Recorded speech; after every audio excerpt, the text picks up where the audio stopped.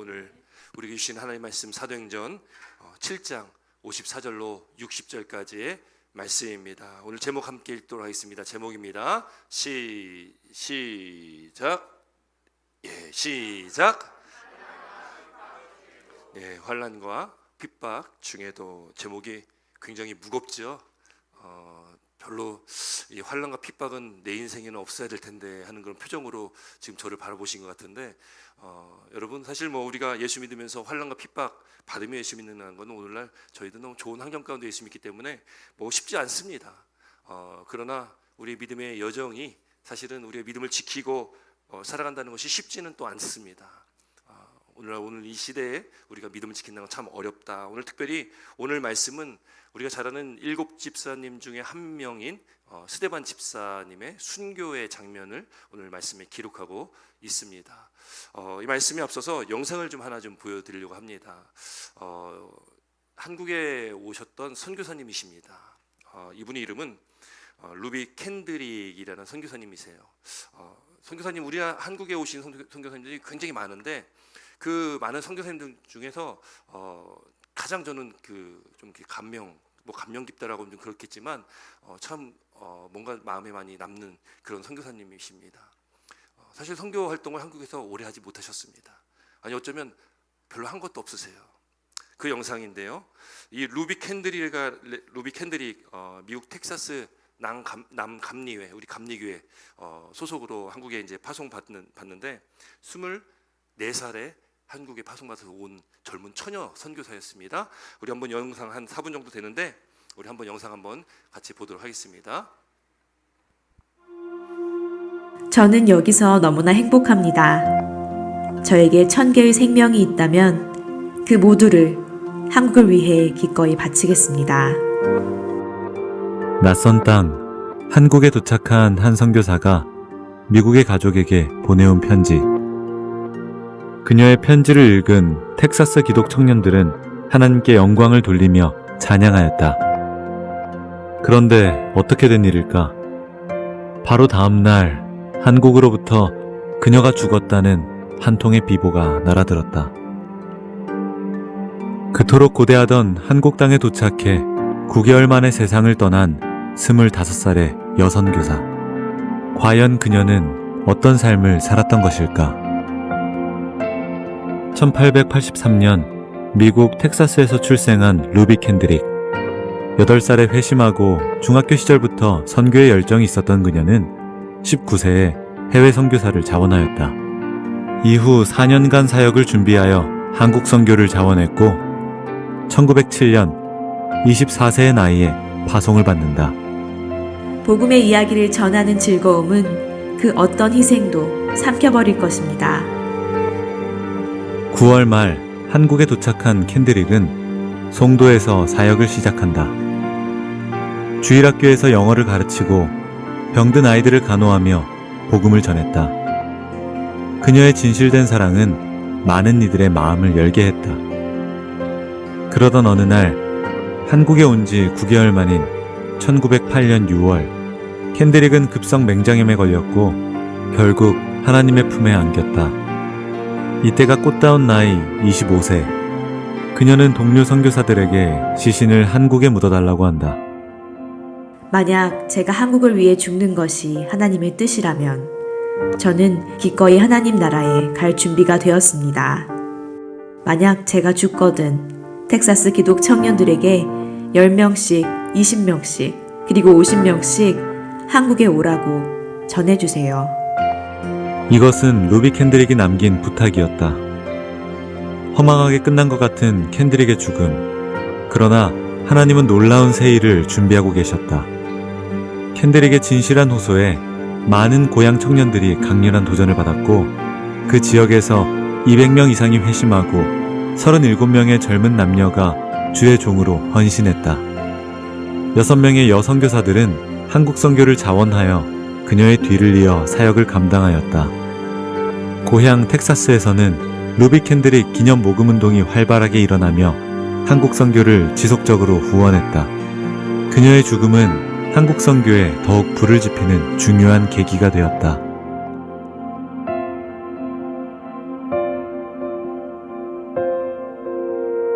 한 알의 밀이 땅에 떨어져 죽지 아니하면 한 알 그대로 있고 죽으면 많은 열매를 맺느니라. 25년의 짧은 생애 속에서 천년보다 가치 있는 삶을 살아낸 루비 캔드릭. 한 선교사의 죽음은 한국 선교의 소중한 미랄이 되어 오늘날의 한국교회를 형성하는 중요한 밑거름이 되었다. 값진 희생을 통해 예수의 생명을 받게 된 우리, 복음의 빚진 자로서의 우리가 감당해야 할 거룩한 몫이 남아있다. 죽음보다 강한 그리스도의 심장이 우리 모두의 가슴에 그리고 한국교회 위에 부어지기를 기도한다. 이 루비 캔드릭이라는 젊은 24살에 파송받은 선교사님에 대한 영상을 우리가 잠시 봤습니다. 참 허망하지 않습니까? 그 젊은 나이에 정말 꽃다운 나이잖아요. 여러분들 24살에 뭐 하셨습니까? 참 아름다운 그런 나이인데 그때 한국이라는 알지도 못했던 그 조그만 땅에 와가지고 복음을 전하려 했던 그 선교사님, 9개월이란 짧은 시간 동안 한국에 이렇게 계시다가 하나님의 부르심을 받게 됩니다. 세상의 눈으로 봤을 때는 이게 말도 안 되는 참 어리석은 행동입니다. 그런데 그가 한국에 와서 짧은 생을 살았지만 그로 인한 한국의 부흥, 또 그 많은 청년들이 또 선교에 또 동참하는 그런 일들을 겪게 되어졌다라는 것이죠. 여러분, 오늘 본문의 말씀은 스데반이라는 스데반이라는 집사님이 나오고 있습니다. 여러분이 선교 또 순교 이런 건 남 얘기 같잖아요. 그렇지 않습니까? 남 얘기 같지 않습니까? 저도 이제 담임 목회를 이렇게 목회를 하고 있는데 그런 생각이 가끔 들 때 있습니다. 하나님, 저는 선교사는 아닌 것 같습니다. 선교사는 아닌 것 같습니다. 어떻게 그런 마음이 이렇게 들 때가 있더라고요. 물론 하나님께서 가라시면 가야 되는 게 저희 이제 사명이겠죠. 그런데 선교를 한다는 것이 쉽지도 않고, 또 선교라는 것은 하나님께 부르심 받은 어떤 한 사람이 하는 것이다, 아니면 저 같은 어떤 목회자들이 하는 것이다라고 생각하겠지만, 사실 하나님께서는 저희 모두를 다 선교사로 부르셨다는 것을 믿으시기 바랍니다. 여러분, 우리가요 있는 곳에서 우리는 선교사라는 것을 우리는 정확하게 인식을 하셔야 됩니다. 왜요? 그래서 우리가 이 땅을 삶을 살아가는 우리의 삶은 하나님께서 저와 여러분들 택하시고 백성 삼아주시고 자녀 삼아주신 것은 그냥 우리 잘 먹고 잘 살아라, 이 땅에서 그냥 건강하게 잘 있다가 나중에 부르면 와라, 이게 하나님의 목적이 아닙니다. 물론 하나님께서는 저와 여러분들이 이 땅에서도 복된 삶 살기를 원하십니다. 이 땅에서도 하나님의 자녀로 행복한 삶을 살기를 원하시는 분이 하나님이십니다. 그런데 중요한 것은 우리가 이 땅의 삶을 살아가는 저와 여러분들은 그저 나의 만족과 유익이 아니라, 나의 즐거움이 아니라, 그저 나의 행복이 아니라, 우리는 하나님의 영광을 위해서 이 땅에 하나님께서 우리를 부르시고 이 땅의 삶을 우리에게 주셨다는 것을 믿으시기 바랍니다. 그걸 믿어야 되는데요, 그건 조금 이렇게 좀 거리끼는 거예요. 별로 믿고 싶지 않아지는 거예요. 그럼 뭔가 내가 손해봐야 될 것 같고, 내가 지금 누리는 건 누리지 못할 것 같고, 내가 하고 싶은 것 못할 것만 같고, 뭔가 어떤 분은 또 갑자기 하나님 나 부르시면 어떡하지? 갑자기 꿈속에 나타나서 야, 너 목사 되라, 이런 말씀하시면 어떡하지? 그런 마음들 들으신 적 있으십니까? 한번 그런 음성에 한번 귀를 정확하게 한번 귀 기울이시길 바랍니다. 그럼 누군가는 여기 계신 분들 중에 하나님께서 지금 계속 음성 주시는데 싫어요 싫어 하시는 분 계실 수도 있습니다. 여러분, 우리는 그걸 싫어해요. 별로 이렇게 탐탁치 않게 생각할 수 있다라는 거예요. 그러나 우리에게 주신 주님의 지상 명령이고 우리에게 주신 사명이라는 것을 분명하게 우리가 인식하고 믿고 살아가시는 저와 여러분 되시기를 주의 이름으로 축원드립니다. 순교라는 것, 참 순교도 그렇고 이런 순교란 단어, 희생이란 단어, 회개란 단어, 죄란 단어, 참 설교 때 말씀드리기 참 무거운 그런 단어이기도 합니다. 그러나 우리가 이 말씀 가운데 우리가 잊지 아니하면 우리가 정말 주님의 부르심 가운데 합당한 삶을 살지 못하게 될 수도 있다는 것을 우리가 기억을 했으면 좋겠습니다. 오늘 본문 54절에는요 이렇게 기록하고 있습니다. 함께 있습니다. 54절 말씀입니다. 54절 함께 있습니다. 시작.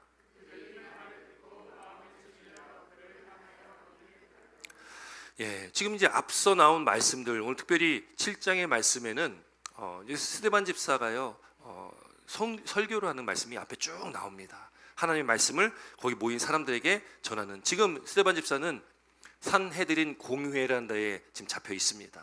이 산헤드린 공회는 우리로 치면 의회, 국회의회 같은 그런 집단입니다. 거기 70명 대제사장과 함께 70명이 모여 있는 거기서 이제 뭐 재판을 받고 뭔가 결정을 내리는 그런 기관인데, 거기에서 지금 스데반 집사는 설교를 마지막 변론입니다. 죽기 직전에 마지막 변론의 기회를 준 거죠.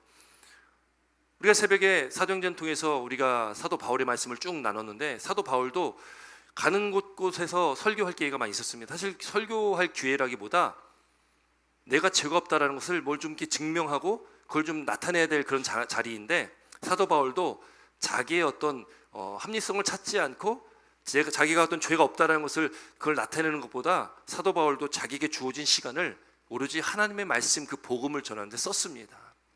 이 스데반 집사도 마찬가지입니다. 결국 오늘 말씀처럼 순교당하게 되는데, 그 직전에 그가 변론할 기회에 그는 하나님의 말씀을 전하고 선포하는데 그 시간을 할애를 하게 됩니다. 삶의 중심이 어디 있느냐에 따라서 우리의 삶의 방향성이 달라지는 거 아니겠습니까? 우리 삶의 중심이 하나님 앞에 있고 말씀 안에 있다면 우리는 항상 그것이 우리에게 초점이 맞춰질 것입니다. 하나님 말씀이 우리 삶의 중심이 될 것입니다. 그런데 우리가 하나님이 아니라 내 삶의 포커스가 우리 삶에, 내 삶 가운데 맞춰져 있다면 우리는 그저 내 만족과 유익을 위해서밖에 살아갈 수밖에 없는 그런 존재가 되어진다는 거예요. 스데반 집사는 아주 탁월한 설교를 했습니다. 그 설교를 들었던 거기에 있는 종교 지도자들, 또 많은 사람들이 마음이 찔렸다라는 거예요. 이 말을 듣고 마음에 찔려. 우리 지난 시간의 말씀에도 똑같은 말씀 있었지 않습니까? 베드로가 복음을 전할 때에 거기에 있었던 많은 사람들, 그 말씀을 들었던 사람들이 어떻게 됩니까? 마음에 찔려. 베드로의 설교와 또 오늘 스데반 집사의 설교를 들은 사람들의 마음이 그랬다는 거예요. 오늘 스데반 집사가 이게 설교를 하고, 그 설교를 한 스데반 집사가 뭐 이렇게 그 이후가 뭐 좋은 결과가 있는 것이 아니라, 우리가 잘 알듯이 오늘 읽은 이 본문의 말씀처럼 결국 심판을 받게 되고 사형을 받아 돌에 맞아 죽게 되어집니다. 여러분, 오늘 이 본문의 말씀은 사도행전 1장에 나오는 예수님의 승천, 부활하신 후의 승천, 그리고 2장에 나오는 이 성령 강림 사건, 그 이후에 교회가 세워지고 교회가 만들어지고 교회가 있게 되어지고, 그리고 이 스데반 집사의 순교는 첫 번째 순교가 됩니다. 첫 번째 순교예요. 2000년의 역사 동안, 그 기독교의 2000년 동안의 그 역사, 2000년 이상 되겠죠. 2000년 이상 되는 그 기독교의 역사 속에 끊임없이 뿌려질 그 순교의 첫 번째 핏방울이 바로 이 스데반 집사의 핏방울이었습니다. 이후의 역사 속에 수많은 사람들이, 뭐 예수님의 제자들도 마찬가지고요, 또 수많은 사람들이 순교의 자리에서 피를 흘리며 죽어갔습니다. 왜 그렇게 죽어갔겠습니까? 예수 그리스도의 복음 때문에 그들이 그렇게 죽어갔다라는 거예요. 오늘 8장에, 오늘 7장 말씀 그 이후 8장에는 이렇게 스데반 집사의 죽음 이후에 엄청난 핍박과 박해가 그 당시 이 예루살렘 교회에 있게 됩니다. 예수님 믿는 자들이 많은 핍박과 박해, 환난을 당하게 됩니다. 그런데 그 핍박과 박해는 결국 예루살렘 교회에 모여있던 성도님들이 뿔뿔이 흩어지게 되는 그런 계기가 되고, 이 복음이 이제 사방으로 전파가 되어지는 그런 계기가 되어집니다. 교회는요, 사실은 핍박과 환난이 사실은 늘 있는 곳이 바로 사실은 교회입니다. 뭐 예수 믿는 것 때문에 핍박과 환난 당하지는 않겠지만, 예수 믿으면서 사실 어쩌면 우리가 그런 핍박과 환난 속에 늘 노출이 되어 있으면서 우리가 신앙생활을 하게 된다는 것이죠. 그 핍박과 환난 속에 여러분, 우리가 어떻게 믿음의 삶을 살아가고 우리의 신앙을 지켜야 되냐, 오늘 이 본문을 통해서 또 스데반 집사를 통해서 또 우리가 앞서 본 이 영상을 통해서 우린 그 답을 찾아야 된다는 것입니다. 오늘 본문 54절 말씀 보면 이 스데반 집사의 설교를 들었던 사람들, 그들 마음이 찔렸다. 근데 이것은 앞서 말씀드렸던, 지난주에 말씀 나눴던 베드로의 말씀을 듣고 반응했던 사람들의 그 찔림과는 조금 다른 단어를 사용합니다. 여기에 나오는 단어, 이 찔리다라는 단어 원문의 의미는 그 마음이 조각조각 톱질되었다라는 의미예요. 지난주에 마음이 찔렸다라는 것, 사람들이 그 말씀을 듣고 그들이 회개하면서 마음이 찔렸다라는 것은 이 마음을 꿰뚫는 의미였다면, 오늘 찔렸다라는 이 의미는 조각조각, 마음이 조각조각 톱질되어서 난도질 당한 것 같은 그런 마음인 거예요. 그게 좋은 의미가 아니잖아요. 그러니까 이거는 들으면서 그 찔렸다라는 것이 일을 가는 거예요. 오늘 본문에 보니까 그래서 54절 말씀 보니까 그들이 일을 갈잖아요. 열받아 죽겠는 거죠. 여러분 우리가 교회 신앙생활 하다 보면은 이 갈릴 때 있지 않습니까? 여러분 있으십니까? 진짜 없으세요? 예, 아유 감사합니다. 속으로는 그렇지 있지 이렇게 얘기하시는 분도 표정을 보면 이렇게 몇 분 드러나시는 것 같은데, 예, 우리가 신앙생활 하다 보면은 이게 갈릴 때가 있어요. 아, 저 사람 저분 왜 저럴까? 왜냐면 다 내 마음 같지 않잖아요. 내 마음 같지 않지 않습니까? 아, 좀 이렇게 했으면 좋겠는데 왜 이렇게 할까? 그러나 여러분 이 갈면 이 빠지십니다. 제가 일을 이렇게 좀 많이 가는 편이거든요. 그랬더니 이 송곳니가 있는데 송곳니가 평평해졌어요. 하도 갈아가지고. 그 왜 가는지 모르겠는데 이거 어르신분들 그런 이야기를 하시더라고요. 막 그 스트레스를 받은 거를 바깥에 표출을 못하니까 잘 때 일을 간다 이런 얘기를 또 하시더라고요. 그래서 저도 은연중에 받는 뭐 스트레스가 있으면 그거를 잘 때 그럼 이 가는 걸로 표출을 하나 하고 이런 생각 해본 적이 있습니다. 뭐 정확하지 않으니까 모르겠습니다. 여러분 지금 이 사람들은요 하나님 말씀을 듣고 찔리는데 일을 가는 거예요. 바득바득합니다. 두고 봐라. 어쩜 우리 마음 가운데 그런 마음이 있지 않습니까? 난 열심히 사랑한다고 관심 가져주고 애썼는데 누군가가 나를 욕하고 누군가가 이상한 소문을 퍼뜨리면 화나잖아요. 열받잖아요. 이가 갈리잖아요. 그럼 마음속에 두고 봐라. 내가 이거 안 갚으면 꼭 갚겠다. 내가 이 원수를 꼭 갚을 거야. 여러분 우리가 인간이라면 그런 마음 들을 때가 있습니다. 지금 이 사람들은요 그렇게 일을 갈면서 지금 이 스데반을 죽이고자 하는 거예요. 죽이고자 한다. 물론 우리는 죽이고자 하는 마음까지 들으면 안 됩니다. 스데반 집사는 지금 그런 상황 가운데 있습니다. 그들이 그렇게 뒤틀려 있습니다. 마음이 그렇게 그들은 뒤틀릴 대로 뒤틀려서 스데반을 죽이려고 하는 거예요. 그들이 격분되어 있습니다. 그래서 영어 성경에는 그들이 격분되었다, 그들이 격노하여 펄펄 뛰었다라고 번역을 하고 있어요. 우리가 지난주에 말씀 나눴던 그 베드로의 설교 이후에 사람들은 마음에 찔려가지고 묻잖아요. 우리가 어떻게 할꼬? 우리가 어찌 할꼬? 지난주에 설교 기억나십니까? 감사합니다. 네, 이렇게 기억을 못 해주시니 제가 새롭게 또 오늘 말씀을 다시 전하게 돼서 너무 감사합니다.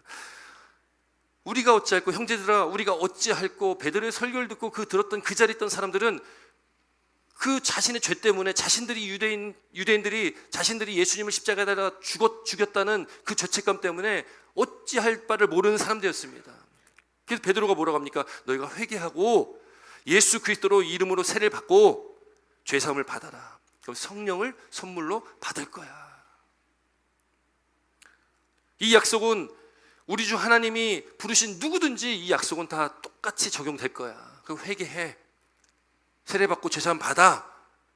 그리고 이 패역한 세대에서 구원을 받아라. 이게 베드로가 대답해 준 겁니다. 그 사람들 어떻게 합니까? 회개하는 거예요. 그 많은 사람들 회개합니다. 베드로의 설교에 3,000명이 회개하고 돌이키고 예수 믿게 되어졌다. 지난주의 말씀이에요. 오늘은 스데반 집사가 설교했을 때에 그들 마음은 찔리긴 찔렸는데 일을 가는 거예요. 오늘 55절 56절에 이렇게 스데반 집사가 이야기하는데요. 한번 함께 읽습니다. 55절 56절입니다. 함께 읽습니다. 시작.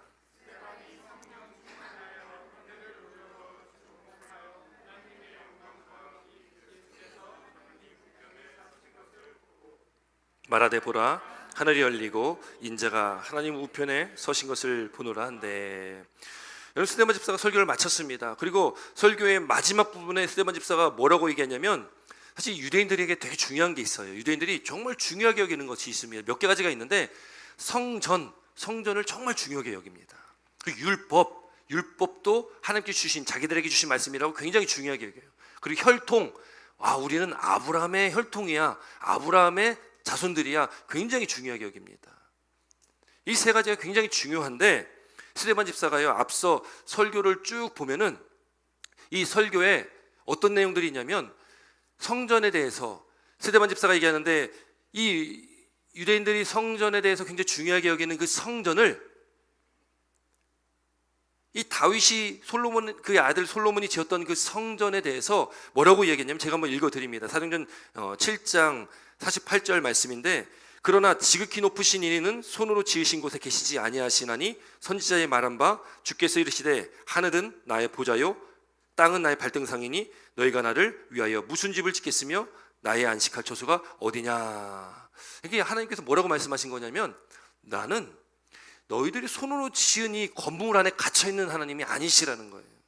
여러분 하나님은 그런 분이십니다. 여러분 우리가 성전을 아무 멋지게 정말 웅장하게 졌다 할지라도 하나님은 거기 안 계실 수도 있는 거예요. 우리가 손으로 지은 성전에 하나님께서 갇혀 계시는 분이 아닙니다. 그러나 다윗과 솔로몬의 그 마음을 하나님께서 받으셨기 때문에 하나님께서 함께 하시겠다라고 말씀하시지만 하나님은요 이 전지전능하신 하나님, 이 우주 천지 만물을 창조하신 하나님은 그 하나님이 어떻게 이 좁은 공간에 갇혀 계시겠습니까? 그러면서 이 스데반이요 뭐라고 얘기하냐면 목이 곧고 마음과 귀에 할례를 받지 못한 사람들아. 이게 지금 책망의 말이거든요. 마음에 할례를 받지 못했다는 거예요. 할례는 난지 8일 만에 남자아이의 그 표피를 벗겨내는 거잖아요. 잘라내는 거잖아요. 그게 표징이거든요. 몸에서 보여줄 수 있는 하나의 표징인데 굉장히 그들이 중요하게 여기는 건데 이 스데반이 뭐라고 했냐면 지금 할례를 받지 못한 사람이라는 거예요. 겉은 할례를 받았을지 모르겠지만 너들 마음은 할례를 받지 못했다는 거예요. 여러분 이 말씀은요 이 스데반 집사가 그 자리에 있는 종교 지도자들 많은 유대인들에게 말한 말씀이지만 여러분 우리에게도 너무나 중요한 말씀이기도 합니다. 우리가 겉은 그리스도인이지만 겉은 예수 믿는 자같이 살아가지만 우리 마음은 할례를 받지 못하면 우린 겉과 속이 다른 자들이에요. 외식하는 자들입니다. 회칠한 무덤 같은 사람이 됩니다. 그래서 겉이 중요한 게 아니라 형식이 중요한 게 아니라 아브라함의 혈통이니까 구원받고 율법을 지키면 구원받고 할례를 받았으니까 구원받고 그렇게 유대인들이 생각했던 그 구원의 조건이 그게 아니라 마음의 할례를 받아야 된다. 마음의 할례를 받아야 된다. 오늘 여러분 이 시간 저와 여러분들에게도 동일하게 주시는 말씀이라는 것을 믿으시기 바랍니다. 마음의 할례를 받아야 되는 거예요. 우리가 예수를 믿고 그 믿음 안에서 우리가 변화된 삶, 그 삶을 우리가 살아가야 된다는 거죠. 우리 마음과 귀에 할례를 받아야 된다는 것입니다. 여러분 스데반 집사가 지금 그렇게 설교를 다 마친 다음에 그가 성령 충만했다. 성령 충만의 의미는 뭐 여러 번 말씀을 많이 드렸습니다. 이게 뭐 눈에 보이는 어떤 은사가 나타나고 방언하고 이거는 일부분적인 것이고 성령의 충만이라는 것은 하나님의 명령이 가득한 것입니다. 하나님이 나와 함께 하심이 가득한 겁니다. 나의 안에 있는 육체의 소욕들을 버리고 성령의 충만함으로 차는 것, 하나님이 나와 함께 하심이 가득한 것이 성령 충만입니다. 스데반 집사가 성령 충만하여서 그가 어떻게 합니까? 하늘을 우러러 주목하여 쳐다보는데요. 그 놀라운 광경을 보게 되는 거예요. 55절 말씀 다시 한번 읽습니다. 55절 56절 다시 한번 읽도록 하겠습니다. 시작. 스데반이 성령 충만하여 하늘을 우러러 주목하여 하나님의 영광과 및 예수께서 하나님 우편에 서신 것을 보고 말하되 보라 하늘이 열리고 인자가 하나님 우편에 서신 것을 보노라 한대. 여러분 지금 스데반 집사가요 좀 놀라운 광경 보잖아요. 하늘을 우러러 주목해 보니까 거기에 하나님이 보이는 거고요. 하나님의 영광이 보이고 또 예수님께서 하나님 우편에 서신 것을 눈으로 봤다라는 거예요. 그리고 말합니다. 하늘이 열리고 인자가 하나님 우편에 서신 것을 보노라. 여러분 이 말을 들은 유대인들은 어떻겠습니까? 유대인들은 그 인자라고 하는 예수님을 잡아 죽인 사람들이에요. 지금도 믿지 않습니다. 그런데 지금 스데반 집사가 그 인자 예수님에 대해서 또 이야기하는데 하나님 보좌 우편에 앉아 계시다는 거예요. 이거는 신성모독입니다. 유대인들 입장에서는 신성모독이에요. 신성모독은 사형입니다. 죽이는 겁니다. 그러니 그 이야기를 들었던 그 종교 지도자들 유대인들이 얼마나 또 열받겠습니까? 그러니 이를 갈 수밖에 없는 거죠. 근데 여기 중요한 게 있습니다. 여기 55절 56절에 우리가 중요하게 봐야 될 부분이 있어요. 55절 56절에 동일하게 똑같이 기록되어 있는 그 단어가 있습니다. 한번 체크해 주셔도 좋을 것 같아요. 무슨 단어가 동일하게 기록됐냐면 예수께서 하나님 우편에 서신 것을 보고 이 56절 보니까 인자가 하나님 우편에 서신 것을 보노라 똑같이 기록되는 게 뭘까요? 뭐가 기록되어 있습니까? 제가 지금 말씀드리는 의도랑 한번 맞춰보시기 바랍니다. 여러분 뭐가 똑같습니까? 뭐가 똑같을까요? 이 뭐가 포인트고 뭐가 중요할 것 같습니까? 중요한 거는 서 계시다라는 거예요. 서 계시다. 하나님 보좌 우편에 보통은 어떻게 표현됩니까? 앉아 계신 분, 앉아 계시다. 서 계시다라는 것은 여기만 표현되어 있습니다. 하나님 보좌 우편에 서 계시는 거예요. 여러분 한번 머리로 한번 상상해 보면요, 그 놀라운 광경 아니겠습니까? 아니 하나님이 보좌에 앉아 있는 게 맞잖아요. 왕이 자리에 앉아 있어야죠. 뭐 특별한 무슨 일이 있다고 그 왕의 자리에서 일어나겠습니까? 여러분 사극 봐도 왕은 항상 앉아 있는 모습이 많이 그려지지 않습니까? 그런데 왕이신 예수님이 서 계시다라는 표현이 2번이나 반복이 지금 되고 있습니다. 그럼 우리가 질문이 생기죠. 왜 서 계실까? 왜 서 계실까? 우편이라는 오른쪽이라는 자리도 유대인들에게는 굉장히 중요한 자리입니다. 하나님의 의로운 오른손, 이건 능력을 말하는 거고요. 그 오른쪽이라는 것은 굉장히 명예스럽고 영광스러운 자리가 오른쪽인데 거기 인자 대신 예수님께서 계시는데 지금 오늘 본문에 서 계시다라고 표현을 하고 있습니다. 지금 스데반 집사는 곧 돌 맞아 죽게 됩니다. 그를 죽이려고 하는 그 사람들에게 돌 맞아 죽게 될 거예요. 근데 이 서 계신다라는 그 의미는 그럼 어떤 의미일까? 여러분, 예수님께서 곧 스데반 집사가 죽게 되지 않습니까? 그 스데반 집사를 바라보시는 예수님께서 앉아 계실 수가 없었던 거예요. 이제 곧 나에게 올 건데, 곧 예수님께 이제 올 건데, 예수님께서 그 순교할 스데반 집사를 이제 환영하기 위해서 서 계시는 것이고, 그리고 거룩하신 하나님과 함께 계시는데 그 하나님께 지금 이 스데반 집사에 대해서 예수님께서 증인이 되신다는 그런 의미를 갖고 있는 거예요. 증인이 되신다. 스데반 집사가요, 혼자 쓸쓸하게 죽어가는 게 아니라는 거예요. 순교당할 이 스데반 집사의 죽음이 혼자 쓸쓸히 죽어가는 죽음이 아니라 하나님께서 보고 계시고 주님께서는 지금 서서 지금 기다리고 계신 거예요. 저는 이 그림을 상상하면 마음이 찡합니다. 저도 바라기는 우리 성도님들의 믿음의 삶 가운데 우리가 하늘을 좀 봤으면 좋겠습니다. 땅을 보고 사는 게 아니라 하늘을 보고 사는 우리 성도님들, 저와 여러분 됐으면 좋겠습니다. 하나님께서 우리 눈을 열어서 그 하나님의 보좌를 보여주시는 은혜를 경험했으면 좋겠습니다. 그 얼마나 놀라운 축복입니까, 여러분? 스데반 집사가 그걸 보고 있는 거예요. 그 광경을. 주님께서 서 계십니다. 스데반을 격려하고 환영한다는 의미 아니겠습니까?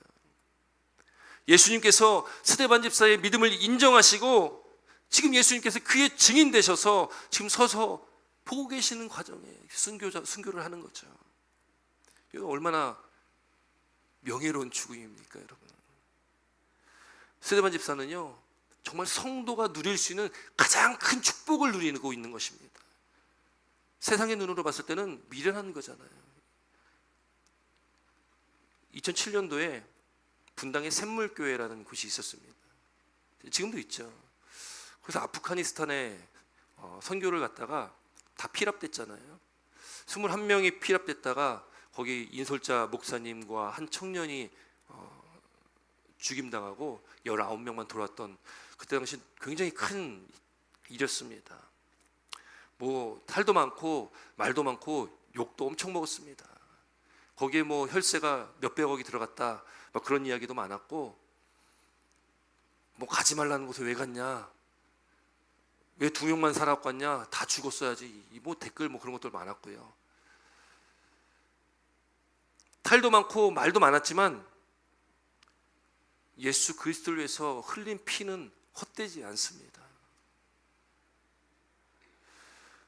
우리가 앞서 봤던 루비 캔드릭이란 그 젊은 여 선교사님, 또 우리가 서울에 그 양화대교 가면 양화진이라는 거기 선교사님들 무덤이 있는데 거기 뭐 몇백 구가 묻혀 있고요. 또 한쪽에 가면 선교사님들 자녀들 무덤이 또 많이 있습니다. 그들이 한국에 와가지고 예수 그리스도 복음을 전하면서 그 땅에서 죽어갔던 선교사님들입니다. 그 아이들입니다. 아이들의 무덤이니까 아이였을 때 죽은 거 아니겠어요? 꿈도 한번 펼쳐보지 못하고 낯선 땅에 와가지고 괜히 부모 따라와가지고 부모 잘못 만나서 선교사 자녀 돼가지고 그 낯선 땅에 와서 그냥 죽어갔던 수많은 아이들의 무덤이 있습니다. 얼마나 허망합니까? 세상에 같이 눈으로 보면요, 이건 허망한 거예요. 미련한 겁니다. 그러나 하나님께서는 서서 예수님께서 서서 계시는 거예요. 서서 지켜보고 계십니다. 놀라운 축복이라는 거죠. 하늘이 열리고 인자가 하나님 우편에 서신 것을 보노라. 여러분, 우리도 그런 은혜를 경험하며 살아가실 주 이름으로 축원드립니다. 하늘을 바라보셨을 때, 또 우리가 눈에 보이지 않지만 그 하나님 나라를 우리가 소망하시면서 살아가시는 것, 그 믿음의 복된 삶 가운데 눈에 보이진 않지만 우리 가운데 역사하시는 그 하나님 나라를 경험하며 살아가실 줄 믿습니다. 여러분, 그런 이야기를 했던 스데반이 이제 돌 맞아 죽게 됩니다. 성 밖으로 내치고 돌로 칠세 증인들이 옷을 벗어 사울이라는 청년의 발 앞에 두니라. 여기 사울이라는 청년, 우리 58절인데요 함께 있습니다. 58절입니다. 시작.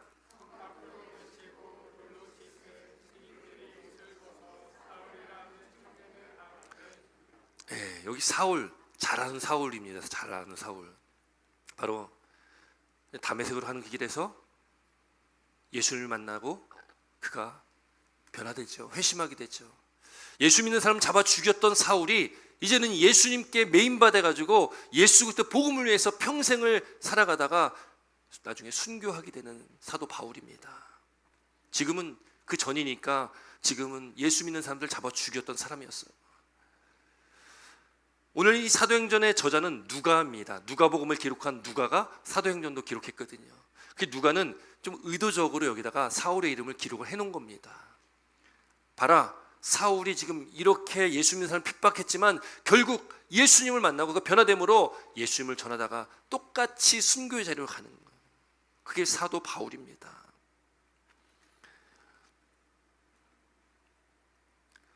스데반이 죽어가면서 마지막 59절, 60절 말씀을 이렇게 그가 간구하는데 함께 있습니다. 59절, 60절입니다.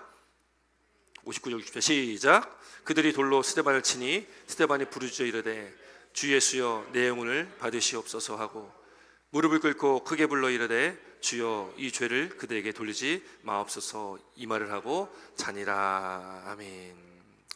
두 가지 간구를 합니다. 주 예수여 내 영혼을 받아주십시오. 의탁하는 겁니다. 60절에 주여 이 죄를 그들에게 돌리지 마옵소서. 이 두 가지 기도는 예수님께서 십자가상에서 하셨던 똑같은 기도예요. 똑같은 기도입니다. 스데반은 지금 자기를 바라보고 있는 예수님, 지금 서서 자기를 바라보고 있는 그 주님께 지금 이 두 가지 기도를 드리고 있습니다. 단 좀 다른 게 있다면 예수님은 아버지 하나님, 성부 하나님께 기도드렸다면 지금 이 스데반은 자기를 바라보고 서 계시는 예수님께 이 기도를 드리고 있습니다. 아버지여 내 영혼을 아버지께 부탁합니다. 주여 이 죄를 그들에게 돌리지 마옵소서. 이 두 가지 기도가 굉장히 우리에겐 중요한 기도입니다. 하나님께 모든 걸 의탁하고 주 예수님께 모든 걸 의탁하며 나가는 저와 여러분 되시길 주의 이름으로 축원드립니다. 여러분 이보다 놀라운 축복이 어디 있겠습니까? 하나님께 우리의 영혼을 맡길 수 있는 것, 그 예수 믿는 사람들에게 주어진 특권입니다. 저와 여러분들에게 주어진 특권이에요. 여러분 저와 여러분들이 이제 언제 우리가 하나님의 부르심이 우리 가운데 있을지는 우리는 아무도 모르지만 우리가 하나님의 부르실 그때에 우리가 이 고백을 했으면 좋겠어요. 주 예수여 내 영혼을 받아 주시옵소서. 별로 이 고백하기 싫으십니까? 주 예수여 내 영혼을 받으시옵소서. 아멘이십니까? 또 하나 주여 이 죄를 그대에게 돌리지 마옵소서. 여러분 이거는요 죄에 대한 용서고 용납입니다. 하나님께 모든 걸 내어 맡겨드리는 의탁하는 삶을 우리가 살아가야 되는 것이고, 또 하나 예수님께서도 똑같이 이렇게 말씀하셨고 스데반도 똑같이 이렇게 기도하는 것은 이건 용서입니다. 나를 치고 채찍질했던 그 사람들, 십자가에 못 박았던 그 사람들을 용서하는 것이고요. 지금 나에게 돌을 던지는 그 사람을 용서하는 기도입니다. 그럼 교회는 사랑과 용서가 있어야 되는 게 바로 교회 아니겠습니까? 우리에게 너무나 필요한 것이죠. 여러분, 스데반을 죽인 많은 사람들, 예수님을 죽였던 많은 사람들, 돌로 스데반의 몸은 죽였을지 모르겠지만 몸은 죽여도 영혼은 그들이 죽일 수가 없다는 것을 믿으시기 바랍니다. 여러분, 마태복음 10장 28절에 몸은 죽여도 영혼은 능히 죽이지 못하는 자들, 사람들이잖아요. 이 사람들을 두려워하지 말고, 그 사람을 두려워하지 말고 오직 몸과 영혼을 능히 지옥에 멸하실 수 있는 이를 두려워하라. 누굽니까? 하나님을 두려워하라. 예수님을 두려워하라는 거예요. 여러분, 우리의 두려움의 대상은, 이 두려움이라는 것은 무서워 이게 아니라 경외입니다. 경외, 거룩한 두려움입니다. 우리 몸과 영혼을 능히 멸하실 수 있고 결국에 나중에 심판주로 이 땅에 오시는 예수님을 우리가 두려워해야 되고 경외해야 된다는 것이죠. 여러분, 우리 가운데 그 경외가 반드시 필요합니다. 그 두려움이 반드시 필요하다는 거예요. 두려움이 있어야지 아이들도, 부모님에 대한 두려움이 있어야지, 경외가 있어야지 아이들도 반복되는 그 잘못을 저지르지 않습니다. 그 죄를 깨닫게 되는 거잖아요. 내가 잘못했구나. 또 혼나겠구나. 그 두려움이 있어야지 아이들도 그걸 깨닫는 거지, 아이들이 부모님에 대한 두려움, 경외 없다면 그냥 친구처럼 여기잖아요. 여러분, 우리 안에 그런 두려움이 있길 주의 이름으로 축원드립니다. 우리가 예수님을 경외하고 하나님을 경외하고 그렇게 우리가 용서가 또 우리 가운데 있는 그런 믿음의 복된 삶 살아가는 저와 여러분 되시기를 주의 이름으로 축원드립니다. 마지막에 그가 잤다, 잔다, 이거는 부활의 소망을 말씀하고 있는 거예요. 부활의 소망. 잔다라는 표현, 예수님께서 죽은 나사로 살리실 때도 예수님께 뭐라고 말씀하셨냐면 그가 잔다, 잔다. 분명히 죽었는데 예수님께 말씀하신 거예요. 그가 잔다. 이건 뭐예요? 그는 살아날 것이다를 말씀하고 있는 거예요. 살아날 것이다. 오늘 본문에 그가 잔다라는 것은 그는 살아날 겁니다. 여러분, 우리도 언제 죽을지 모르겠지만 언젠가는 우리가 부르심을 받을 텐데, 우리가 죽으면 여러분, 예수 믿는 저와 여러분들은 우리는 자는 것입니다. 왜요? 부활의 때가 있을 것이기 때문에. 주님 다시 이 땅에 오시는 그때에 우리는 부활하게 될 것입니다. 여러분, 우리는 그것을 소망하고 살아가는 겁니다. 예수님께서 죽음을 이기시고 죄와 사망의 권세를 이기시고 그가 부활하셨듯이, 우리가 세례, 물속에 들어갔다 나오는 그 세례의 의미를 알듯이 우리는 예수님과 함께 연합한 자들이요, 예수님이 죽으셨고 다시 살아나심처럼 우리 죽지만 다시 살아나는 부활을 경험하게 될 것이라는 것을 믿으시기 바랍니다. 우리는 이 땅의 삶은 잠시 잠깐 지나가는 나그네와 같은 길입니다. 우리에겐 영원한 삶이 있다는 것을 믿으시기 바랍니다. 우리가 늘 그런 믿음의 소망을 가지고, 여러분, 순교는요, 하고 싶어도 할 수 있는 것이 아닙니다. 또 이런 질문을 하실 수 있습니다. 아니, 스데반 집사가 그렇게 탁월한 설교도 했고 그렇게 열심히 예수님 믿는데, 아니 하나님 그를 살려주실 수 있지 않습니까? 그를 지켜주셔서 보호하셔서 스데반 집사가 더 큰 복음의 일들을 감당하게 해주시지 왜 죽이십니까? 그런 질문을 할 수도 있습니다. 왜 하나님은 그렇게 그를 죽이셨습니까? 근데 여러분, 중요한 게 있어요. 하나님께서는요, 스데반 집사에게만 그렇게 하셨던 것이 아니라는 것, 우리가 분명히 알아야 되는 거예요. 하나님께서는 먼저 하나님의 독생자 예수 그리스도를 그렇게 하셨습니다.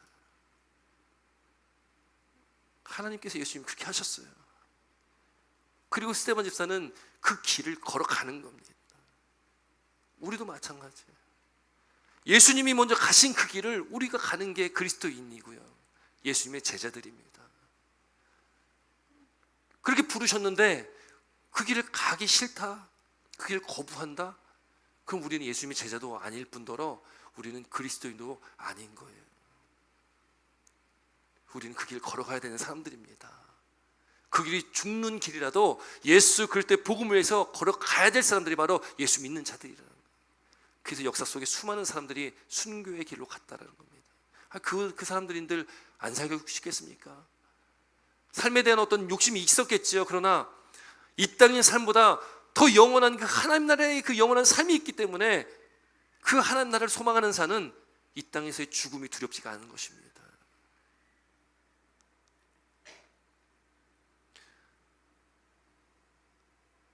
주님께서도 말씀하셨던 것이 무엇입니까? 내가 내 아버지께 말씀만 드리면 지금 12군단도 더 되는 천사를 보내실 거예요. 나 안 죽을 수도 있어 라는 의미잖아요. 그런데 예수님이 그렇게 하지 않으신 거예요. 왜요? 그게 하나님 아버지의 뜻이기 때문에 그랬습니다. 마가복음 14장 36절에 이르시되 아빠 아버지여, 아버지께서는 모든 것이 가능하오니 이 잔을 내게서 옮기시옵소서. 그러나 나의 원대로 마시옵고 아버지의 원대로 하옵소서. 여러분 히브리서 5장 7절의 말씀 보면 예수님께서요 겟세마네 기도의 동산에서 기도하실 때 그때 땀방울이 핏방울처럼 됐지 않습니까? 근데 그때 이렇게 기록하고 있어요. 히브리서 5장 7절에 그는 육체에 계실 때, 그가 살아계실 때에 자기를 죽음에서 능히 구원하실 이에게 하나님 아버지께 심한 통곡과 눈물로 간구와 소원을 올렸고, 예수님께 그렇게 기도하셨다는 거예요. 통곡과 눈물로 하나님께 간구하고 소원을 드렸다는 거예요. 예수님도 인간의 몸을 입고 오셨기 때문에 그 고통을 알고 계시는 분이잖아요. 고통을 느끼시는 분이잖아요. 아버지께 통곡과 눈물로 간구를 했다 기록하고 있습니다. 그런데 결론은 뭡니까? 결론은 아버지 뜻이면 나의 원대로 마옵시고 아버지의 원대로 하옵소서. 예수님은 그렇게 십자가 길을 가셨습니다. 여러분, 우리에게 중요한 믿음, 정말 중요한 믿음이 하나가 꼭 필요한데 그것이 뭐냐면 하나님이 허락하시는 것이면 그것이 언제나 최선이다. 하나님의 뜻이라면 그것이 언제나 최선이다. 여러분, 그걸 믿으시기 바랍니다. 우리가 기도하는 기도 제목들, 하나님이 원하시는 것이 그것이 최선입니다.